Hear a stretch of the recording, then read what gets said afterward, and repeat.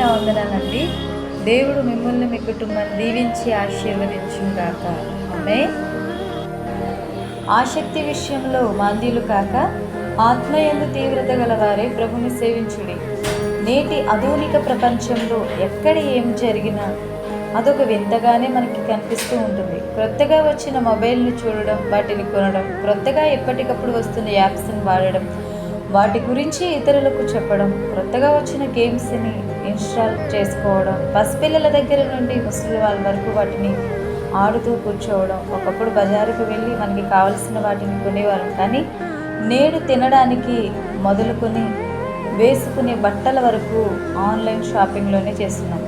ఎలాంటి new technology వచ్చినా వెంటనే దాని గురించి తెలుసుకోవాలనే కుతూహలం మరియు ఆసక్తి, ఇలా ఆధునిక ప్రపంచానికి తగినట్టుగా మనం ఆసక్తి కలిగి ఎప్పటికప్పుడు మన ఇంట్లో ఉండే వృద్ధులను మొదలుకొని పసిపిల్లల వరకు వారిని మార్చుతూ మనం కూడా మారుతూ జీవిస్తున్నాం. ఇంట్లో వాడే ప్రతి వస్తువు ఇప్పటి టెక్నాలజీకి సరిపడేదే కొంటున్నాం, కానీ ఒక విషయంలో మాత్రం ఎప్పటికీ కూడా ఆసక్తి లేకుండా ఉంటున్నాం. కొత్తగా వచ్చిన అధికారిని సంతృప్తిపరచడానికి ఉదయమే లేచి ఆఫీస్కి వెళ్ళి మనం మందిరానికి మాత్రం ఆసక్తిగా కలిగి త్వరగా రాము. క్రొత్తగా వచ్చే టెక్నాలజీ విషయంలో ఆసక్తి కలిగి ఉండే మనం పరిశుద్ధ గ్రంథంలో ఏ వాక్యం ఎక్కడ ఉందో, ఏ వాక్యం ఏం బోధిస్తుందో తెలుసుకోవాలి అనే ఆసక్తిని మాత్రం కలిగి ఉన్నాం. ఏ పర్యాటక ప్రాంతంకు వెళ్ళాలి, ఎక్కడ కొత్తగా ఏ మాల్ ఓపెన్ చేశారు, కొత్తగా ఏ ఫ్యాషన్ ఏ ట్రెండ్ వచ్చింది అనే ఆసక్తి కలిగి ఉండే మనకి మన ప్రార్థనలో క్రొత్తగా ఏ మార్పు వచ్చింది, మన ఆధ్యాత్మిక జీవితం ఎలా ఉంది అనే ఆసక్తి మాత్రం ఉండదు. కొత్తగా వచ్చిన మ్యూజిక్ని ఎంజాయ్ చేసే మనం మనకి అందుబాటులో ఉన్న మన సంఘంలో పాడే పాటలు నేర్చుకోవాలి అనే ఆసక్తి మాత్రం కలిగి ఉన్నాం. ఓ క్రైస్తవ, ఇదే కదా నేటి మన ఆధ్యాత్మిక బ్రతుకు, ఇదే కదా నేటి మన క్రైస్తవ సమాజంలో జరుగుతున్నది. అందుకే నేడు నీకు నాకే మన ప్రభు చెప్తున్నారు, లోక విషయంలో కాక ఆసక్తి విషయంలో మాంద్యులు కాక ఆత్మయందు తీవ్రత గలవారే ప్రభుని సేవించుడి.